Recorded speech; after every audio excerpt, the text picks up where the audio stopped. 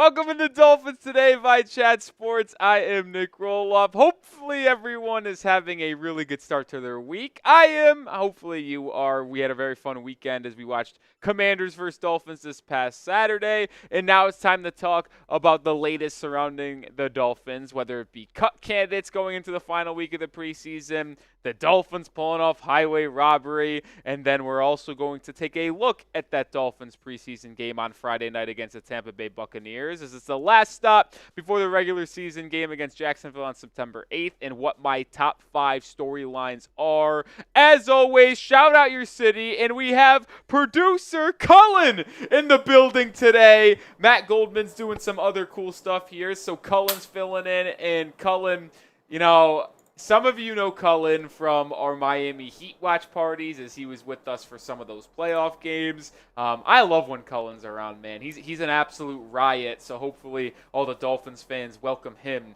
in with open arms. How are you doing today, Cullen? Man, I'm doing good, man. First Dolphins live. I mean, hey, I'm here for it. We got the last preseason game here on Friday, I believe, against the Tampa Bay Buccaneers. So, hey, man, I'm ready to talk some ball, ready to talk some Dolphins with my man Rolly. So, hey, happy to be here, man. Javonte Green signing with the New Orleans Pelicans. Not that any of you care. I just wanted to tell you guys that. All right, we got Rex saying hi. Javier saying hi. Kate Angel, Paul, Fortnite Alex. Javier's watching from D.C. Aguero is from the 305-239. Can't say I'm familiar with that zip code. We got shout out from Belize, Dylan. Barry B says Santan Valley, Arizona. Fort Dodge, Iowa for Rex. Sherry May says, what's up, producer Cullen? Also watching from Space Coast. Tristan says, we need Tannehill. Dennis is watching from San Diego. Andrew says, hey, what's up, what's up, what's up? South to West says, watching from San Jose, California. Aguero says Florida here. So I don't know if that first number was something else. So 239 covers Cape Coral, Lee Acres, and Fort Myers. Fort Myers? Florida, obviously. I should have known that then. All 6 numbers? Well, so 239 is. 305 is obviously. Oh, yeah. Okay, I for some reason thought it was going to be one long number. 239's Fort Myers, I should have known that. Hand up, that's on me. That's on me. Jonathan Jenkins watching from Fort Pierce. Ralph from Cortland, New York, baby. That's about 2 hours away from Rochester. 2.5. I think 2.5. What's up, Dan? How's it going? All right, I need to know y'all thoughts on this matter. What's y'all thoughts on the Tua Flores situation? Obviously, Tua Tagovailoa bashed Brian Flores, the former Dolphins head coach, on Monday morning via the Dan Le Batard interview. Today, Brian Flores responded, and later today, we're actually going to drop a video after the live show with my thoughts on the matter. But let me know what your thoughts on Tua Tagovailoa bashing Brian Flores and everything that allegedly Flores said to Tua and how Tagovailoa handled it. Not really going to ask you to type something and pick a side, but I'm just curious if you guys want to quickly type in there quick one-word reaction, if you will, or just what are your thoughts, man? I'm generally curious. Cullen, what were your thoughts? Honest truth. Don't cater to the Dolphins fans. No, honestly. Let me know your God's honest truth. So first of all, the timing of it was interesting because, listen, man, the Dolphins committed to Tua. We know about the big contract extension that he got. They did not keep Brian Flores. So Tua's their guy. And Tua, I think, felt empowered, honestly, the fact that the Dolphins organization backed him up and felt like, hey, I can come forward and I can say, my truth. Now, is there maybe a different truth on Brian Flores' side? Probably so, but ultimately Tua spoke what was on his mind. And ultimately, man, listen, man, I started at Chat Sports here back in January, right? When you first start at any job or you start anything, you want at least some positive reinforcement of being like, hey, listen, you're not going to be perfect, but hey, keep doing this or keep having the motivational things. And especially when you're a quarterback, I mean, you're the face of $1 billion franchise, essentially is what you are. So the fact that Tua, didn't feel that way and was nearly, crumbled for it and then able to have this kind of bounce back to his career, to me it shows his kind of resiliency, his character, and ultimately it's something to kind of admire about Tua that he's able to speak on these things. Yeah, you'll see in the video I put out after the live show, I just think it's just a complete and utter disaster from Brian Flores' end. I get it. If you didn't want him to be the quarterback of your football team, I'm sure you're not going to be happy about that, as he is tied to your job, right? Like the Tua doing well immediately impacts Brian Flores. And if you didn't want him there, like, it's going to be tough. But you still need to get the best out of these young players and get the best out of your team. Inspire your team. That's what leaders of men do. Brian Flores bashing Tua Tagovailoa told me that he is not a true good leader of men. You need to inspire confidence. You need to inspire the ability to be your best self, and Brian Flores didn't do that as he just continuously bashed Tua Tagovailoa, telling him he's not worthy of the opportunity he got and he's not good enough. And let me tell you this, if you were told by your boss that you're not good enough and you don't deserve this job every single day, you'll probably want to quit. So good on Tua for not quitting, sticking it out, and now he's balling out and getting a big payday thanks to Mike McDaniel. You can go see Tua Tagovailoa this upcoming NFL season when you use Game Time, the best ticketing app on the market. Whether you go to the Jags game, which is the home opener, or that Thursday night football game against the Buffalo Bills, it does not matter. Either way, if you are going to go get tickets to a comedy show, a concert, a Dolphins game, a Marlins game, a Heat game when they pop out, or if you don't live in the Florida area, say you live in Nashville, you can go to a Titans game for all I care. But either way, if you're using or going somewhere, make sure you use Game Time to get your tickets, and you can get $20 off your first purchase with Game Time. They have all-in pricing, which allows you to view the price of your actual ticket while you're viewing it rather than getting blindsided by extra fees at checkout. They have a great view, so you could see exactly your vantage point in your specific venue, get to see exactly where would you be in the stadium, a panoramic view. And like I said, you can get $20 off your first purchase when you use code ChatSports. When you download the app today, create an account, use that code ChatSports. Terms do apply, but first purchase, code ChatSports, ChatSports.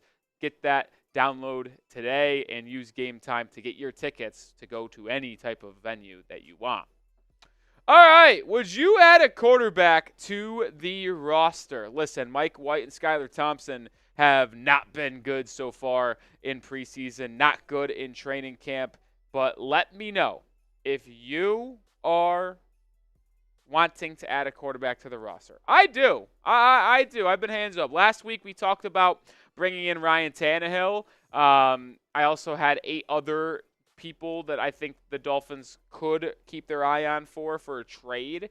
I mentioned Sam Howell, mentioned Tanner McKee, mentioned Drew Lock, mentioned Jameis Winston, mentioned Tyler Huntley, but I don't know. Like, I just don't think Mike White and Skylar Thompson are it. And I know backup quarterback isn't like the craziest thing that like you need to address immediately, but I just have not been given confidence by White or Thompson to believe that if we ever needed them to play a drive, if Tua had to leave in for a couple, like, it just wouldn't be good, man. Like, those two quarterbacks have not looked good. So let me know if you guys think they should add a roster and you're with me.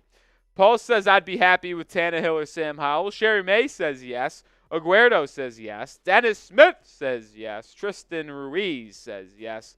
Barry B says the U, baby. If you weren't around for their day, you missed out. Their heyday. Simply says Sam Howell or trade for Carson Wentz. Oh, I don't know about that one, Jim. I don't know about Sam Howell. Yeah. Carson Wentz. Yeah. All in on Sam Howell. Yeah. All in on Sam Howell. I think you two, like, even if you are a fan of Wentz, he doesn't necessarily fit that kind of prototype of Mike McDaniel's offense. He's more of kind of a improviser, whereas, like, you need a guy that can hit guys in timing, you know, within the structure of the offense, and Wentz just never has been that throughout his entire career anyway, not to mention he kind of sucks. So, yeah. Ryan, you just missed it, saying early thoughts on the remarks for Brian Flores. I just went in on how I backed Tua, but I also will be dropping a video at like 5:30 Central Time, so 6:30 Eastern Time, right after the live show, breaking down my thoughts on the matter, as well as talking some Storm Duck, talking some backup quarterback as well. But either way, quick cliff notes here. I support Tua. I don't think Brian Flores was in the right if he really said those things to Tagovailoa, and I think it's a good thing that we have Tua and Brian Flores is gone. Do you want the real show to start? I do. Do you want the real show to start? We got to hit that like button. We have 75 people watching. We need to get 35 likes. We have 20, so we need 15 likes until we can start today's show. You know what? F it. We got 80 people watching now. We got to get 40 likes. We got to get halfway there. Oh, living on a prayer.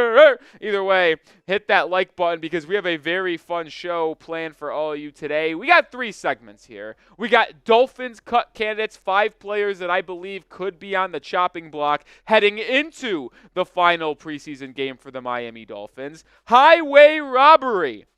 Chris Grier might have made an absolute masterclass of an NFL draft. You'll see what I mean there by getting some excellent players late in the draft. And then the Dolphins and Tampa Bay Buccaneers play in week 3 of the preseason this upcoming Friday. Last week of the preseason, and we have a preview of the 5 biggest storylines around the Miami Dolphins that we should be watching in that game. But first, we got a $5 super chat from Sherry May. Shout out to Sherry May, the real one here at the channel. Sherry always knows how to have a good time on the Tuesday live shows, on our watch parties. Sherry May is the absolute best. Sherry says, without a solid O-line, Tannehill will totally suck.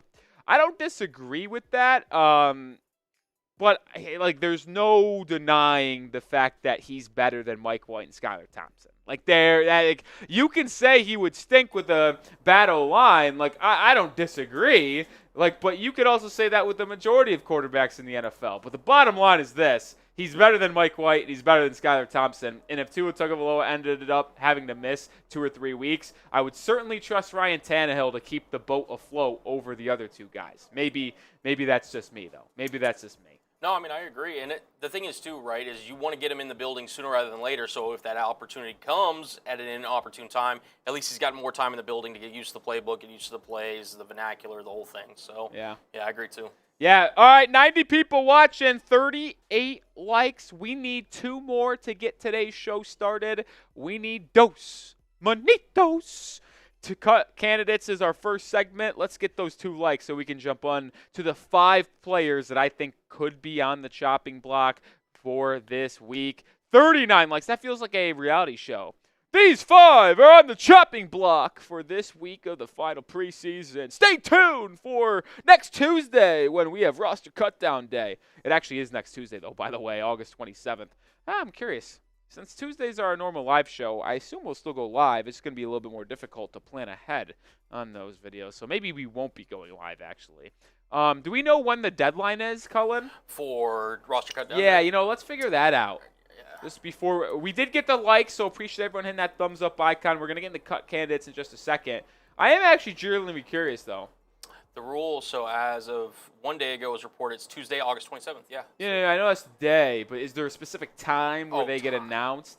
Because, here's the thing, if they get announced at, noon, well, then maybe we could still go live. Okay. But if they're getting announced as we're live, can't really do that because it's hard for us to plan segments without knowing who's going to be on the Dolphins' 53-man roster. Yeah, apparently it's expected to come in waves. It's unclear how each team will handle the process of setting its regular. Yeah, so I'm just going to assume that live show next Tuesday might be a little dicey. We'll see, though. We'll see. Oh, it is by 4 p.m. Eastern. So 3 p.m. Central, we will go live at 4 p.m. Central. Yeah, that's dicey, man. It's very dicey. That's dicey. Oh, $5 super chat, and then we're going to get into Dolphins cut candidates. I promise you that. Shout out to your guy, my guy, everybody's guy.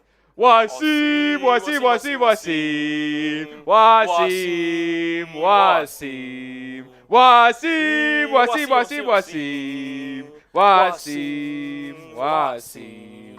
Hey, Rolly, how do you see the Dolphins getting over their problems with beating good teams? Simply being better, Wasim Com. No, in all seriousness, though, when they lost those games against good teams on the road late in the season, they were a finesse team last year. I think the Dolphins realized that as well. Jalen Ramsey said he wanted to set the tone that we're going to be physical on the defensive end of the football field and really be the one that set the tone in each game. And as long as that both sides of the team brings that juice and is the physical team, then I think Miami will be fine. Sure, there's always going to be the questions that they can't win in cold games or against good teams on the road late in the season. But you know how quickly those can go away, Cullen? All it takes is one win on the road in a big game. I'm specifically viewing a couple games late in the season this year. We've talked about in the past. the one on Thanksgiving on the road against Green Bay. That's a good physical football team in late November. It's going to be cold. If the Dolphins go out on a primetime game and win that will tell me a lot. At home against San Francisco, on the road against Houston, on the road against Cleveland. All of those 3 games I just mentioned in a row after the Green Bay game are in December. So, like, the Dolphins are going to have to come to play and get their big boy pants up. And as long as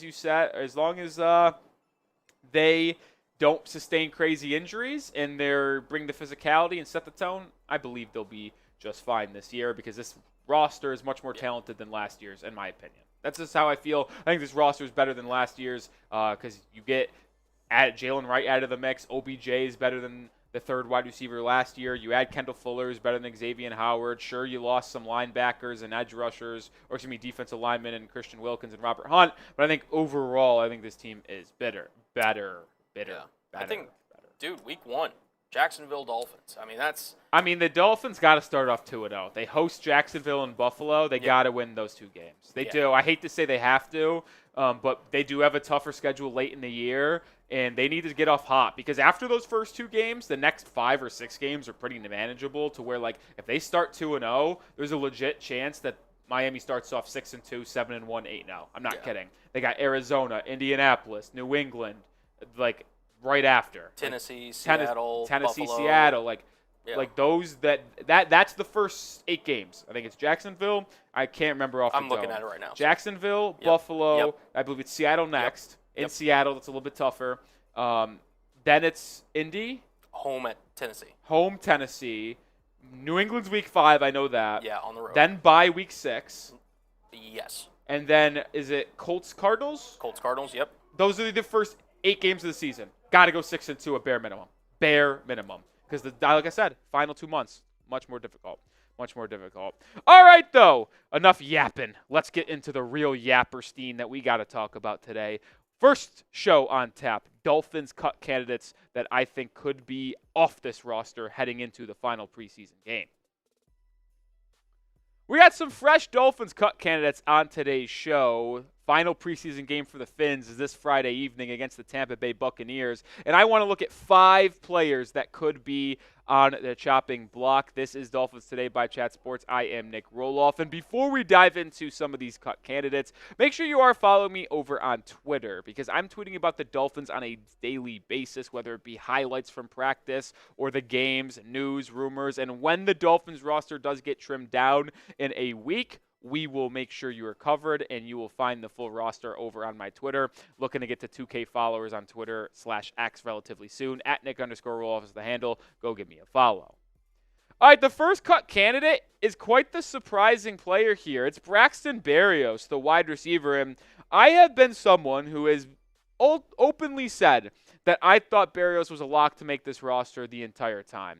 And I don't know if that's the case anymore. I think he ultimately does make the team, but he hasn't instilled a lot of confidence in me, or I believe the coaching staff, or the organization as a whole. And he's lucky that there's been so many injuries to the Miami Dolphins wide receiver core, because if this was a fully healthy crew, I think Berrios would be on the outs. Hill, Waddle, OBJ, Malik Washington, to me, are the locks of locks of locks. But River Craycraft has had such a good camp, and then he got hurt, and he's going to likely miss regular season time. So that opens up a spot on the roster, as Craycraft is likely going to open up on IR for this Dolphins team. And then that's where Braxton Berrios and Eric Ezukama comes into play here. But either way, like, he has not played good whatsoever, and that drop against the Commanders was just so bad. I have been very critical of Mike White and Skylar Thompson,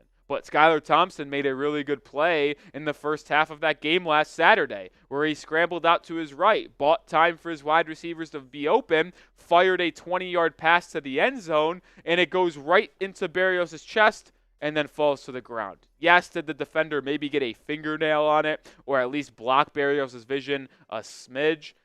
Yes, it does not matter, though. If you're an NFL wide receiver who wants to be on an NFL roster and get playing time outside of special teams, you are going to have to make catches like that. It was too easy of a ball to drop. I was disappointed in Berrios' preseason debut. He has not really flashed in camp either.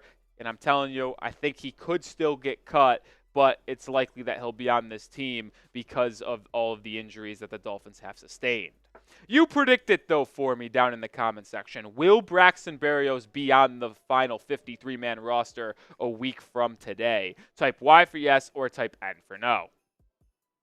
Jack Driscoll is another cut candidate, and this one's hard for me to really bring up here because I have been very open in my belief that he could be the starting right guard for this team. But when you start to play the numbers game for the Miami Dolphins offensive line, it really feels like it's a two-man race for the final roster spot amongst that interior offensive line. It's Lester Cotton versus Jack Driscoll. And none of them have really done anything too special to make me have a full, clear direction going into this final preseason game. Driscoll has certainly played more in the preseason, having better PFF grades as well. Cotton did have a really good game this past Saturday in the pass blocking department. But the way I'm viewing it here, and even though you or I or all of us might think Jack Driscoll's the better offensive lineman, the fact of the matter is that when Mike McDaniel rolled out the starting offensive line and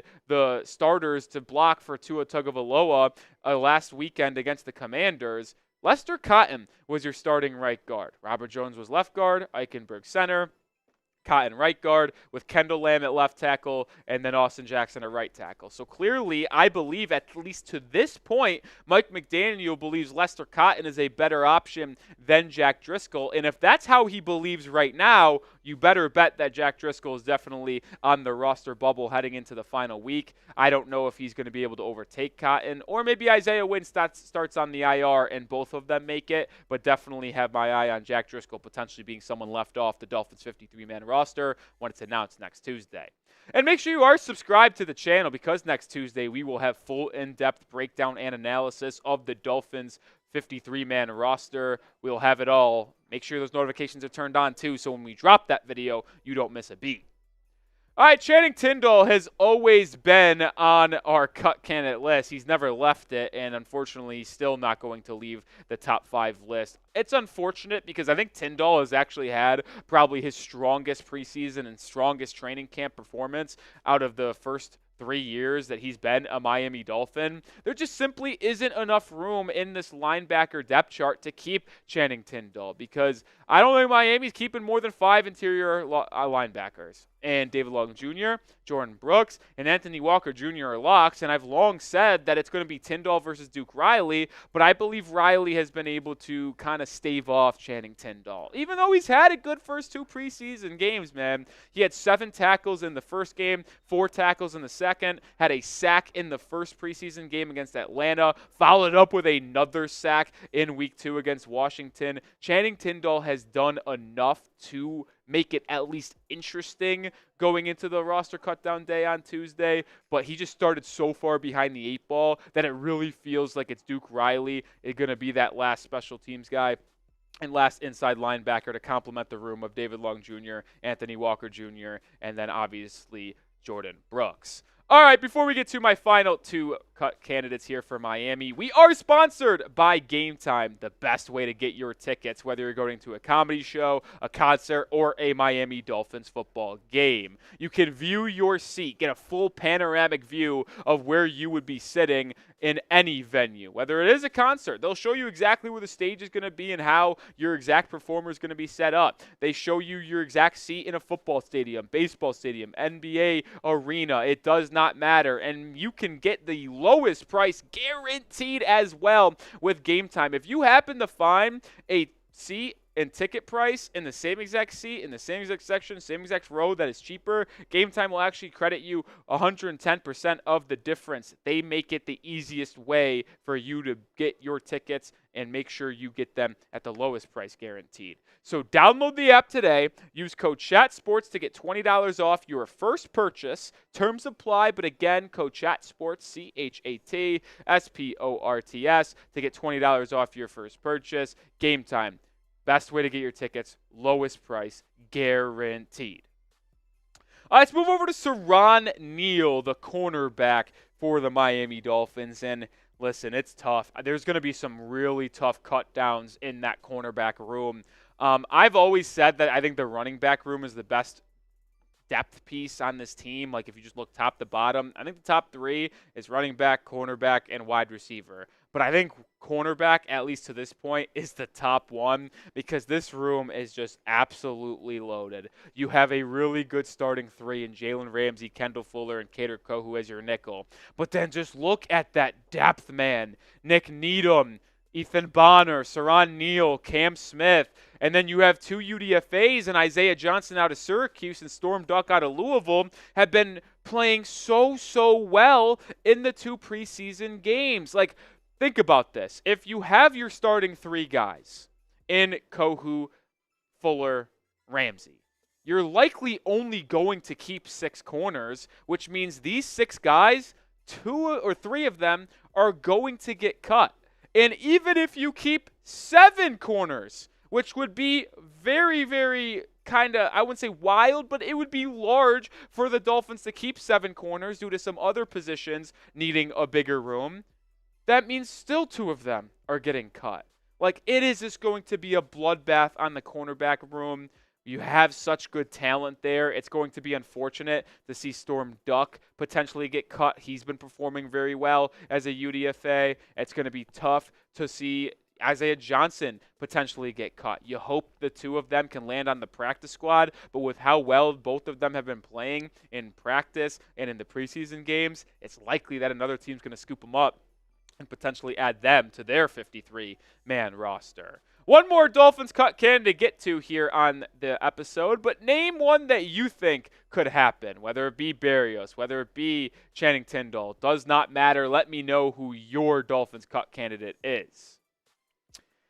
Oh, this one hurts. This one hurts, man. It does. Jody Fortson Jr. is on the list, and it just feels bad to say this. It does. You know, if you've watched the channel, it's my sweet prince, man. It is. My sweet princess, doesn't matter.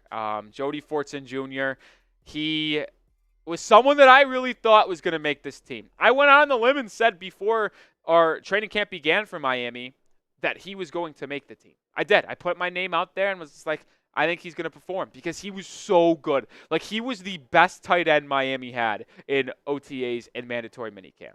But ultimately, not played good enough. Got hurt in the first preseason game against Atlanta. Missed week 2 against Washington. We'll always have that minicamp performance, though. We will. I mean, we will always have. You'll always remember. Cullen knows. Cullen, the producer today, was like, I can't believe that he's going to get cut and you put him on there. Like, what about minicamp? And I was like, yeah, I know, man. It just stinks. It was unfortunate that he's not going to make it. Just like when you think of it, though, in a serious matter, though, Julian Hill's been really good. Jonnu Smith looks like a dynamic weapon. And then Durham Smythe also looks like he is going to be in the mix as well. The Dolphins have 3 really strong tight ends. They'll stick with a 3-man group, in my opinion. It's a really improved group, too. I think Mike McDaniel is really going to utilize the tight ends this year rather than how he has the past couple of years.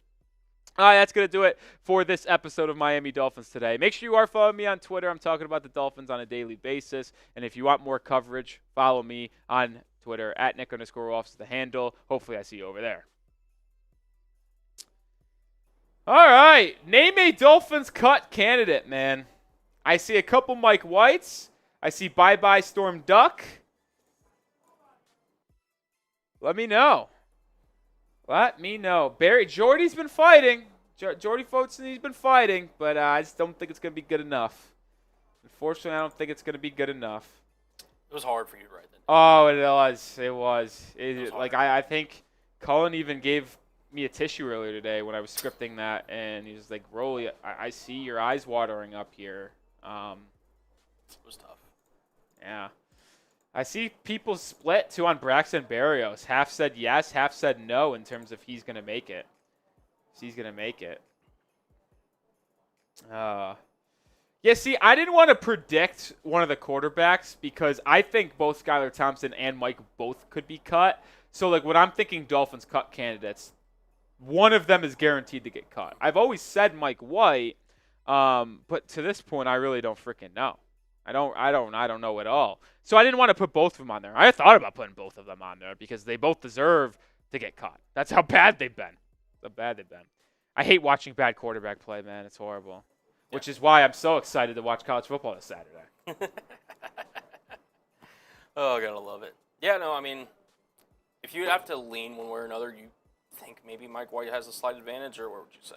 I lean Skyler because he's been the quarterback to play first in each of these first 2 preseason games. But, I mean, I don't think Skyler's done anything good. Like, I think the best throw he's made is that one to Braxton Berrios that he dropped. And it just is like, of course he drops it. Like, what are we doing? Unbelievable. Kyle says, which tight ends are you picking? I think it's pretty set in stone. Mike McDaniel's going to ride with 3 tight ends, Jonnu Smith, Durham Smythe, and Julian Hill. That's how I view it. I doubt they even cut it to 2, and I doubt they go to 4.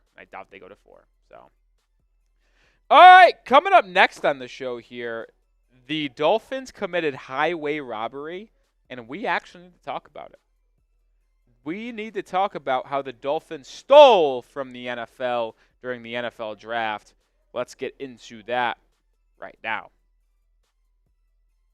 Miami Dolphins GM Chris Grier committed highway robbery this NFL offseason, and we're seeing the fruits of that labor pay off here in training camp and in the preseason, and we have to talk about it. Before we do get into what Chris Grier did back in late April, hit that sub button. We currently have 58,067. We just passed 58K earlier this week. Let's get to 58,100 prior to Friday night's preseason game against the Tampa Bay Buccaneers, and let's try to stack subscribers as we get closer to 59K, and we got to get there early on in the NFL season.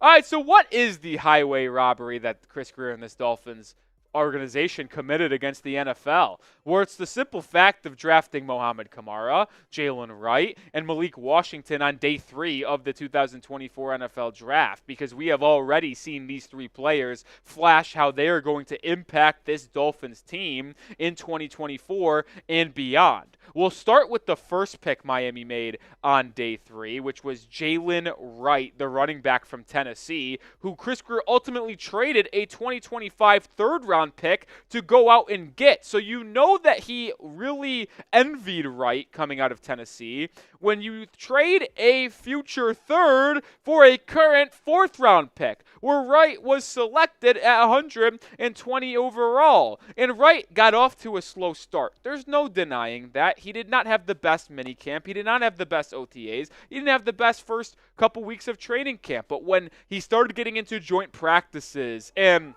that first preseason game against the Atlanta Falcons, he really started to perform extremely well, and we saw how dynamic of a player he is and how much of an influence and production and role he will have for the Dolphins in 2024. I mean, he ran for 55 yards in that first preseason game, ran for a touchdown, and had a circus 14-yard play where he bobbled a catch, reversed fields, and picked up 14 yards. He was absolutely terrific in that first game, and as he comes back from injury, is only going to be better and impactful for this Dolphins team. And it's very clear to me, and I will go on record, I don't care what people say.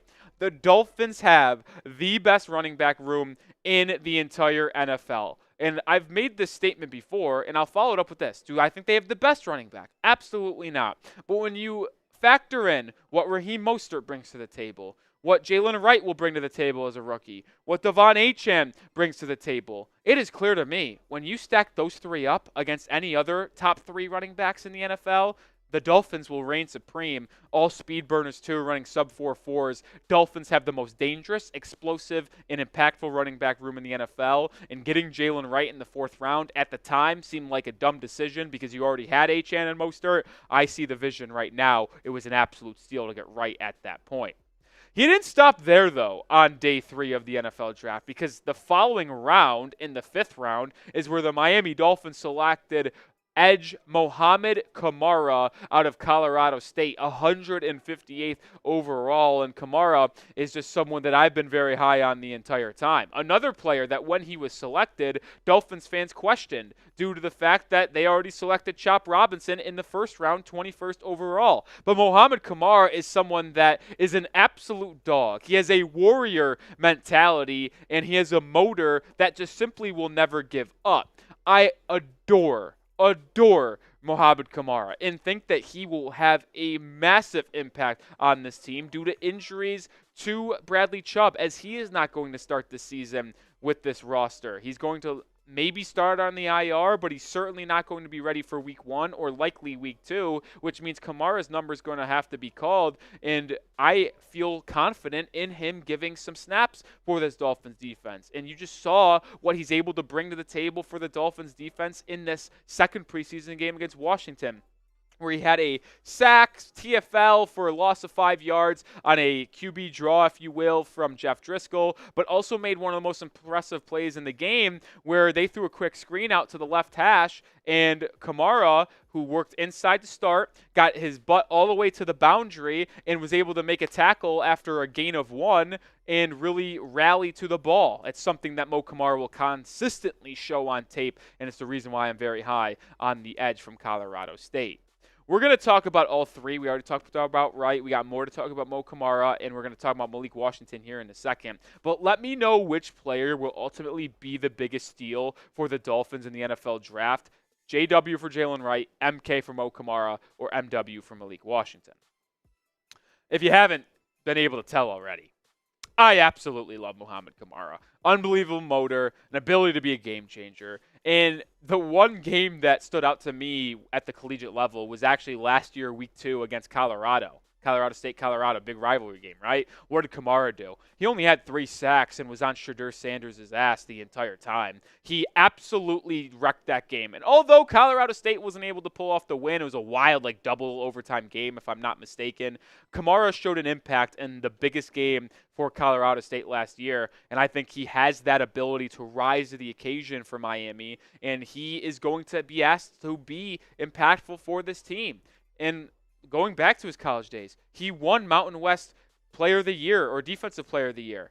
He is going to be needed, which we'll talk about more in just a second here. But we are sponsored by Game Time, the best ticketing app and service in North America. And if you want to go to any Dolphins game or any event in your specific area, whether it be Miami, whether it be in New York, whether it be in Tennessee, Texas, it don't matter. Game Time spreads across the United States, and it's the best way to get your tickets. They have so many different features that makes using it so easy and makes buying tickets the most simple, and simple equals good. You see the exact price when you're looking at the tickets, when you toggle the all-in pricing feature so you don't get blindsided by fees at checkout. You get to see your exact view from your seat with the panoramic view that they have. And they also make sure you have the lowest ticket guaranteed. And will credit you 110% of the difference, by the way, if you look on a different ticketing service and find the exact seat in the same exact spot, in the same exact venue, on the same exact day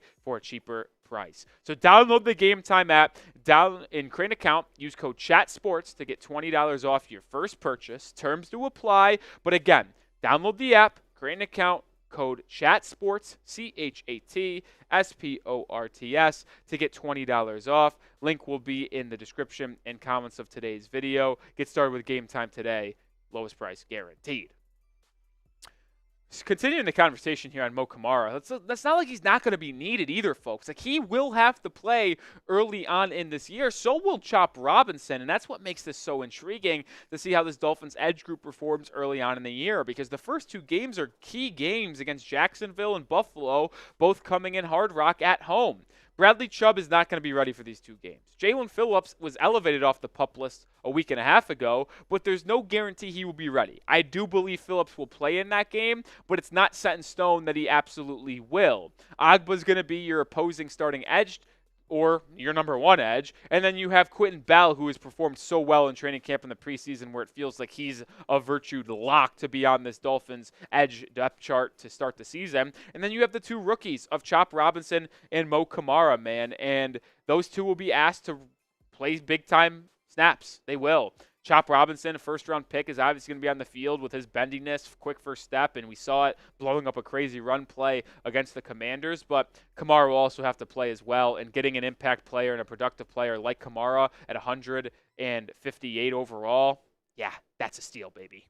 Last one, Malik Washington, which I think arguably in terms of draft value is probably the best here. 6th round pick, 184 overall. Tom Downey, our draft expert here at Chat Sports, had him as a top 100 player and someone that he thought was guaranteed to go on day 2 of the NFL draft. Not only did he go day 2, but he went all the way in round 6. Pretty nuts if you ask me. And he's another player that's going to be called upon early on in the season and needed to perform and add some production to this Dolphins team. Like, I hate to keep on bringing up injuries. It's exhausting. But Odell Beckham Jr. is likely not going to be ready for game 1. I hope I'm wrong on that, but I don't think he will be. River Craycraft has got a big-time arm injury. He's going to miss extended time to start the regular season, which means there is a legitimately high chance here that Malik Washington or Braxton Berrios or Eric Ezukama could be your 3rd wide receiver in week 1.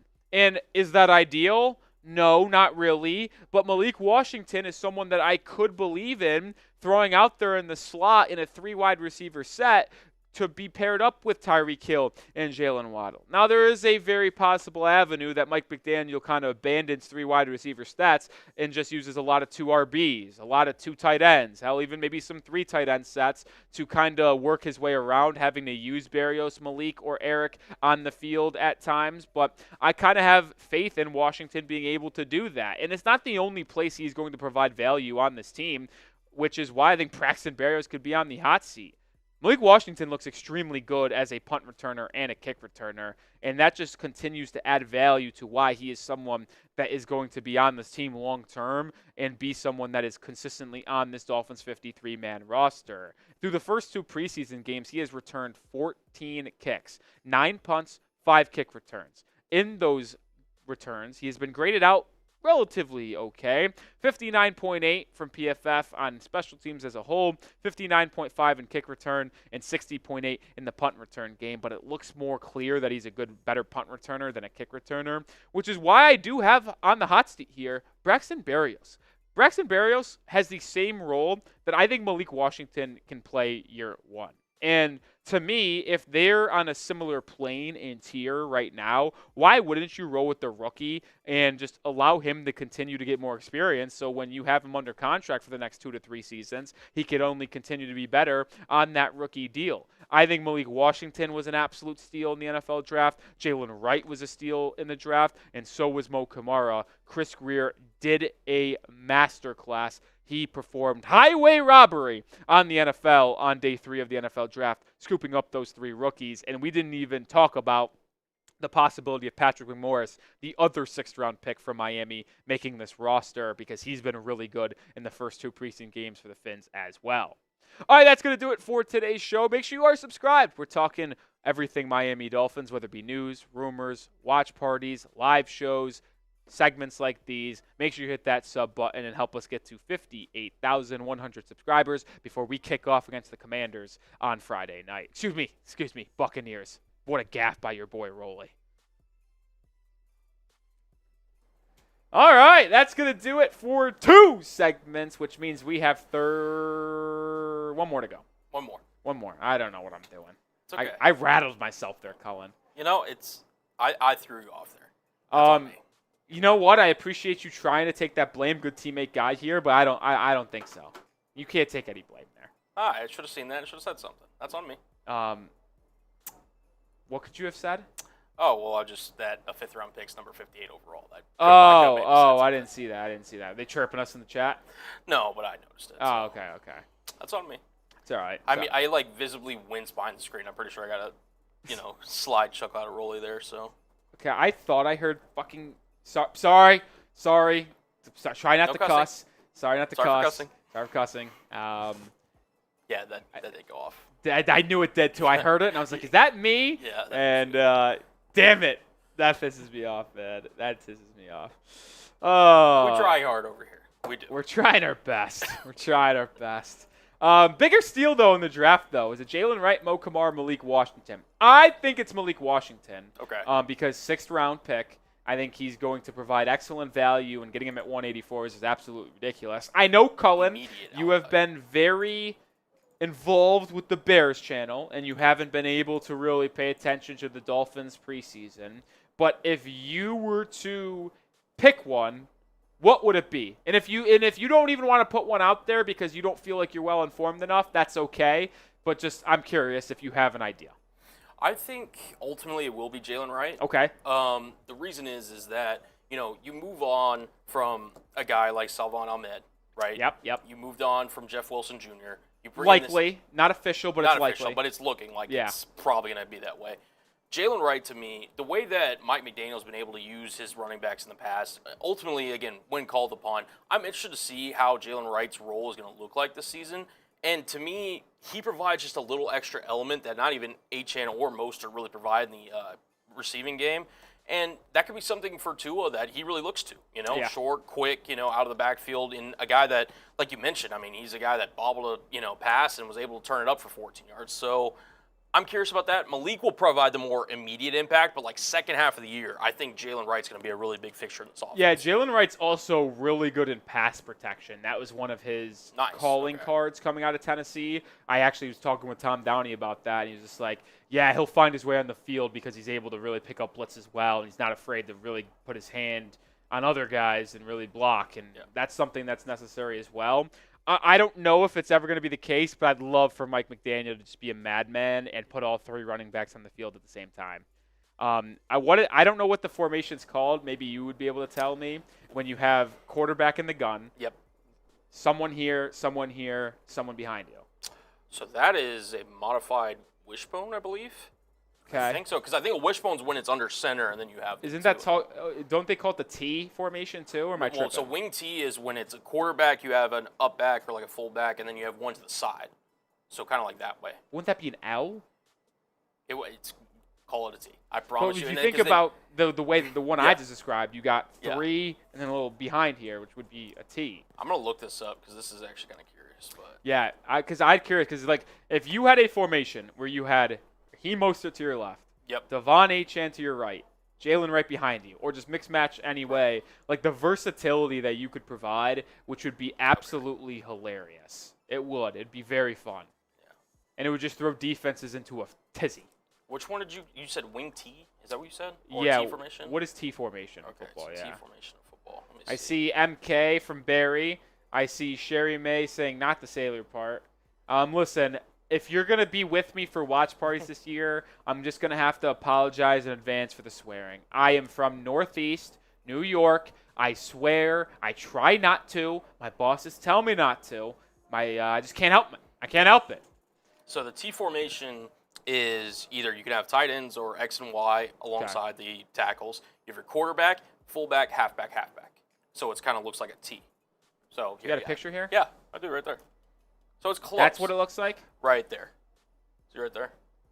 Okay, that makes sense. And then I'll show you the wish. I'm actually in on that one. Yeah. That's electric. Tua under center, and then just Jaylen Wright, Raheem Mostert, and Devon Achane all next to each other, like 8 yards back. Yeah. That would be freaking sick. So this is the wishbone. So this is one I thought you were talking about, but this is fullback. Wishbone? So this one right here. Yeah, so this is called the wishbone right here. That works too, but in the gun, though. Right. So that's why I'm trying to figure out.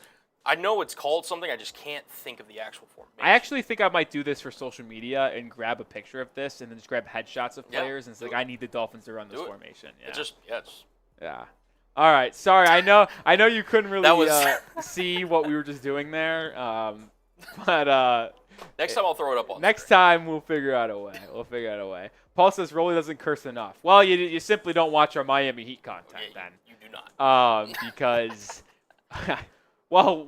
listen, I've never done a Dolphins watch party, so I don't know. But if you watch me watch a Miami Heat game and do play-by-play, there are going to be some words flying. There will be flying. You just never know, though. I know some people say swear all you want, and I appreciate you guys wanting me to be myself. But the fact is, too, and I get these comments, which kind of hurt me, is it's like some people do watch these shows with, like, kids or family members, and they probably don't want that. So I try my best not to swear. See, Barry B just says my son watches you after he gets out of school. He loves you. See, that's going to happen. There's going to be kids that watch this show, and I don't want to be a bad influence.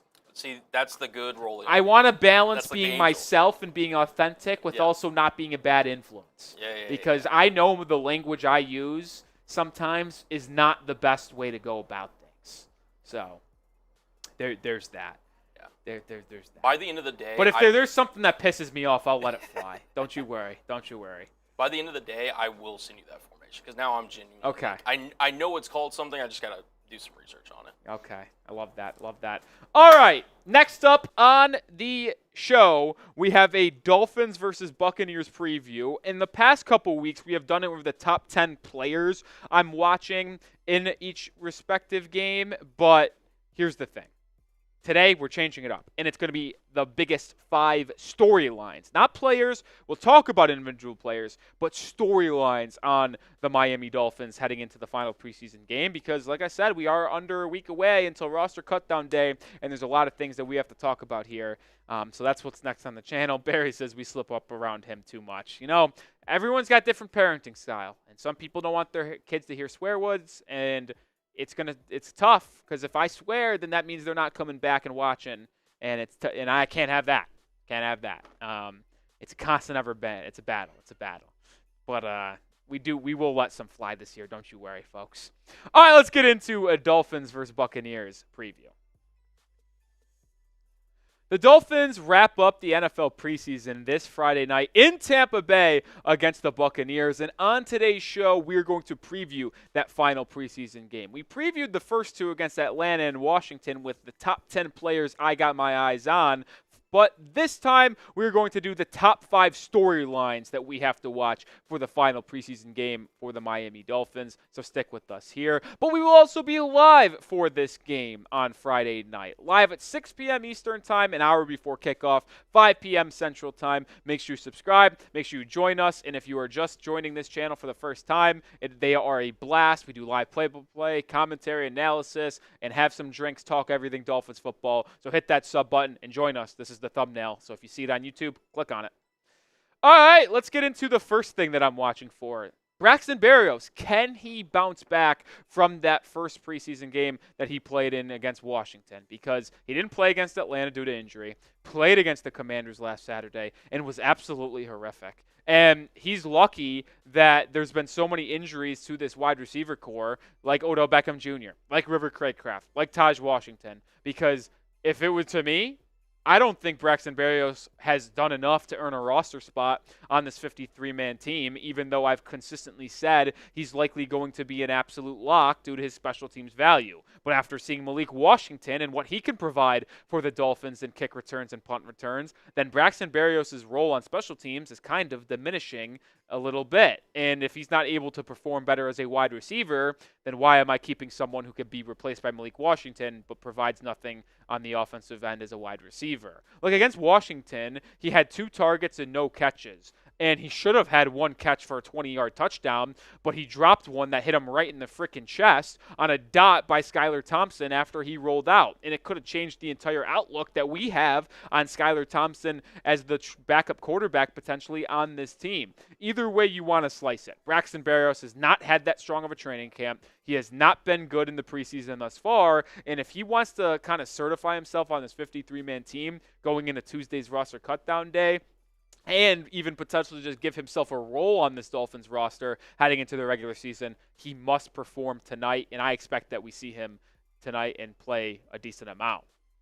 Next up, 2 UDFA corners that I have my eye on for. There are 2 guys that have been really good in training camp, really good in the preseason that were both UDFAs, Storm Duck and Isaiah Johnson. Storm Duck was a UDFA out of Louisville, former North Carolina Tar Heel. Isaiah Johnson came from the University of Syracuse. Shout out Willie Fins! But either way, they 2 have been really, really good, specifically Storm Duck. He has been excellent for Miami in the 2 preseason games. He's played in a lot of snaps, and he had his best game in week 2 against the Washington Commanders after a pretty solid first week against the Falcons. You see his numbers on screen right there.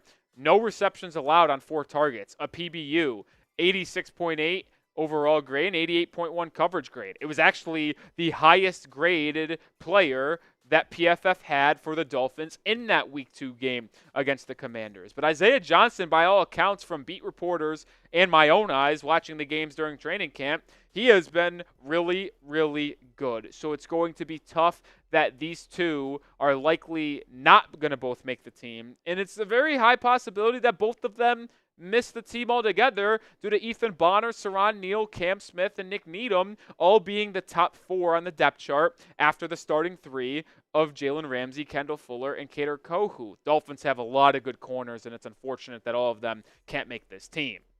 But if you had to pick one of the corners to make this Dolphins 53-man roster, out of the two we just talked about in UDFA land, Storm Duck and Isaiah Johnson, which one would it be? Type SD for Duck, type IJ for Isaiah Johnson.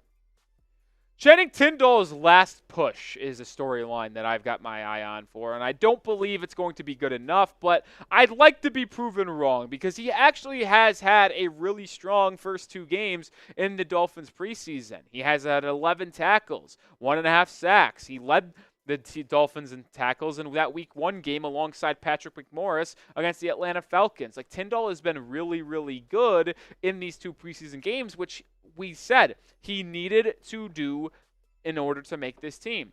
But I just don't believe it's enough, and I don't think Miami's keeping more than 4 inside linebackers due to other positions needing more players, like corners, like wide receivers, like offensive linemen. So I think 4 linebackers is as deep as it goes, and this is just how I see it. David Long Jr. and Jordan Brooks and Anthony Walker Jr. are your guaranteed top 3 guys.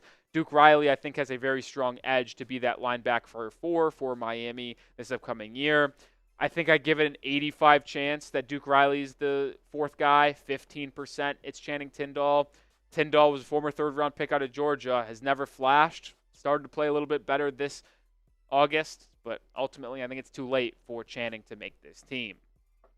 Make sure you're started with Prize Picks, who is actually the sponsor on today's show. Prize Picks is the best daily fantasy sports app, and it's the only one that I use when I watch Miami Dolphins football and other sports around the league. Pick more or less than on 2 to 6 player stat projections, and you can win up to 100 times your money with as little as 4 correct picks. Yes, you heard that correctly. Turn 10 into 1,000 with Prize Picks right now. More than 5 million active members playing Prize Picks on a daily basis, which is why it's just the best, because you can go to daily projections. You can go to season-long projections. You can already make picks for Week 1 of football. Tyreek Hill, more than on 91.5 receiving yards, which means Tua is going to have more than 255.5 passing yards. And I think Joe Burrow is sneaky going to struggle in his first game back after a lot of injuries last year against the New England Patriots defense, less than 252.5 passing yards. Week 1 of football is almost here, and you can already get some picks on those games. You can also still go to the baseball world, golf world, fighting world. You can do it all. So get started with Prize Picks today. Pick more, pick less, but get that first deposit match up to $100 when you download the app, create an account, and use code CHATSPORTS, or excuse me, CLNS. You can also just go to prizepicks.com/CLNS and use code CLNS. That is code CLNS. That's what it is. Links in the description and comments of today's video. How could I not say Mike White versus Skylar Thompson as a storyline that we have to watch for, right?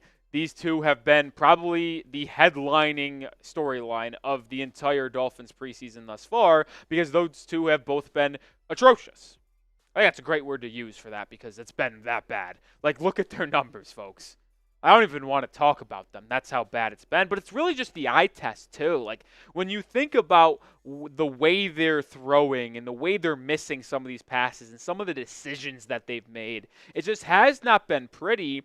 And it's something that I am very, very concerned about. And I do believe that as things are currently sitting, this is before the Dolphins' final preseason game. And if one of them goes lights it up tonight against the Buccaneers, maybe we have a different conversation. Maybe we do. But at least as things currently are sitting, I think both of them should be cut. They won't cut both. And the Dolphins should try to find a different quarterback to add to this roster, whether it be a trade for like a Sam Howell, who's the backup in Seattle, whether it be a Tanner McKee, who's a second or third string guy in Philly, a Jameis Winston in Cleveland, a Dorian Thompson-Robinson in Cleveland as well, who is the fourth QB right there, and they're looking to potentially move off. Either way, I believe it is absolutely necessary, to add a quarterback to this roster. And I believe that Mike White and Skylar Thompson's days in Miami are outnumbered. But if they ball out tonight, maybe that could change. Do you agree with me, though? Make the call. Would you add a QB to this Dolphins roster in free agency, like a Ryan Tannehill, or via the trade market, type Y for yes or type N for no? Final battle, Lester Cotton versus Jack Driscoll. The two interior offensive linemen fighting for potentially the final roster spot on the offensive line depth chart. And if I had to give my prediction right now, folks, one of these guys will make the team and the other may be cut. I would say would be cut, but I still don't know what the Isaiah Wynn situation is. There isn't a lot of clarity on Isaiah Wynn, who's still on the PUP list. And maybe they carry Wynn through the first cut down day on 27th of August, and then place him on IR right away, and then they cut Lester Cotton or Jack Driscoll, and then just bring him right back after Isaiah Wynn goes on IR. Like, that's a very fine possibility and likely outcome if Isaiah Wynn never gets elevated off PUP list. But think about this. I only think Miami's going to keep 9 offensive linemen and these 10 names, which means Teron Armstead, Patrick Paul, Isaiah Wynn, Robert Jones, Aaron Brewer, Liam Eichenberg, Austin Jackson, Kendall Lamb. Like, those 8 guys are absolute locks to be on the 53-man roster if you're asking me. So if I'm thinking the Dolphins only keep 9, that means it really is between Jack Driscoll and Lester Cotton. And the ironic part of that all is that whoever gets cut could be on a different team, but whoever makes it could actually be the starting right guard for the Dolphins if Aaron Brewer misses week 1. Now, ideally, Aaron Brewer is their starting center week 1 if he returns from that hand injury. Robert Jones is your left guard, and Liam Eichenberg is your right guard, as that is how things look to be shaking up at least right now. But either way, I think they only keep 9, which means one of Cotton and Driscoll is likely going to be cut, and the other one is going to be on this team. All right, make sure you are subscribed to the channel because we're going to put out daily coverage of the Miami Dolphins. We'll also be live tonight for that Dolphins versus Buccaneers game. So come hang out with us on a Friday evening. Me, producer Matt Goldman, will be here breaking down the final preseason game for the Fins. I'm excited for this game because once it's done, we can start thinking about the regular season. All right, that is it. 3 segments down in the books, hour-long show. But let me know before we get out of here. Would you add to the roster quarterback? Would you do it? I see a lot of Ys. Austin Mitchell, typing those Ys. Sherry May, typing those Ys. Barry B, typing those Ys. Let me know. A lot of typing going over there, Colin. You still trying to find that formation? I think I may have found it. Oh, I think he did find it. It's apparently called the inverted wishbone. So. All right, let me see this. Sorry, I'm going to look off screen again. Okay. So it was, I think it's right here, the inverted wishbone. So right here. So you've got. Oh, that's the one I was talking about. Yep, inverted wishbone. In the gun. All right, the formation we're talking about, the inverted wishbone, where it's basically just a wishbone, but it's just from the gun. Yeah, it's just from the gun. So there you go. All right. I think it would be very fun to have that. Like, I just couldn't imagine a Tua in the gun, Jaylen Wright, Devon Achane. I mean, this play right here shows like all the possibilities and everything. 'Cause you get you can. Waddle.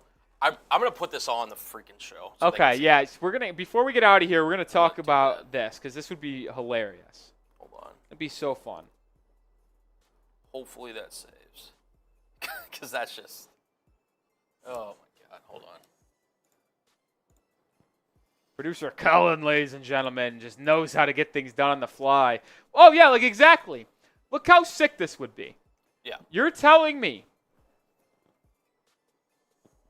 So that's Tyreek Hill. Yep. Other side, Jaylen Waddle. Yep. See, my finger gets cut off, unfortunately. But you got, obviously, Tua in the middle. Yep. You got Achane, Mostert, and Jaylen Wright in any type of formation. Like, you could do You can do so many things. This Yeah. would be absolutely sick. So this is like a little play. This play they have right here is a little play action read with the guy on the right. You have the running back in the back blocking the blind side, and then you have a little flat right here with the guy running back on the left. You have a streak on the right with the. Would that be the Z receiver, or would that be the Y? Yes. So Z right here, and then like a little option post or in route here by the X. So what I actually imagine they'll use this play might be something Mike McDaniel does quite a bit. Hey, first year on Dolphins Today. Just not with a running back. Maybe. All 3 running backs. Right. Now 2 of them, yes. Like I can very easily see them having Devon Achane on the left, if Yep. you look here, Raheem Mostert in the back, Yep. and Jonnu Smith on the right. Could And be. they almost try to fake the run in this play action where Achane goes to the right here. He's that back on the left where like you can say like the offensive line, right? They snap it and they go to the left. Yeah. Like it's right. a left thing. And they leave the edge free for Achane to go act like he's going to block. And then Jonnu Smith is heading that way as well for the play action with Mostert. Yep. But then ultimately Tua pulls out, and then the edge either has to make a decision to make. He either stays with Achane, which he's not going to be able to do because Achane is too fast, Right. or try to go after Tua. If he stays with Achane, well, Tua can load up and look at Tyreek Hill or Jaylen Waddle run down the field. If the edge comes at Tua, he'll drop down to Achane in the flat, and those linebackers are going to be following those offensive linemen. Safeties are going to have to stay put on the 2 speed threats, and you're just going to get Achane in the flat for like 15 yards. Easy. And that's talking football with Dolphins Today. That's the highlight of the show. Yeah. It's the keynote of the show. Like and then unless anyone sends in a little super chat, we're likely going to sign off and see you for live Friday night. Yeah. God, there's nothing like talking football. This needs to be a Photoshop photo, by the way. Just take this. Oh, yeah, I'm going to. Yeah, I'm going to. There. I'm going to slack that to you. I also want to find that other one. Yeah, where it doesn't have all the play design and everything. Yeah. Yeah, that's fair. But at least you know what it's called now. Inverted wishbone. Yep. Or T-bone. Yeah. Which one was it? Inverted wishbone. It was wishbone. Yeah. Okay. At least according to this. So.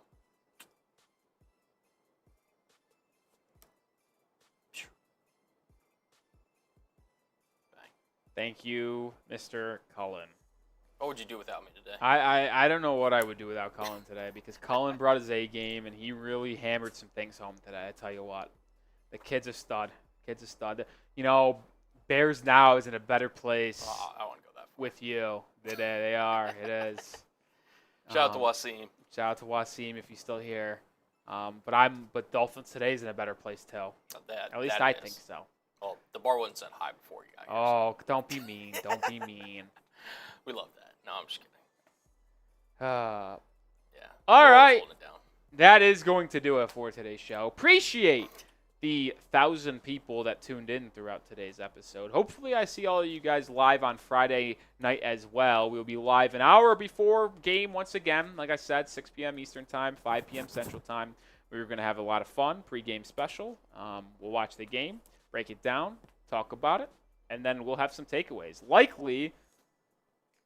likely do we'll likely have videos following the game as well in terms of winners and losers, 53-man prediction. Instant reaction. And we'll have instant reaction after. Probably winners and losers on Saturday. Depth or 53-man projection Sunday. Monday, news and rumors. Tuesday is when the roster is announced. All right, that's going to do it for today's episode for real this time. Appreciate all of you guys hanging out.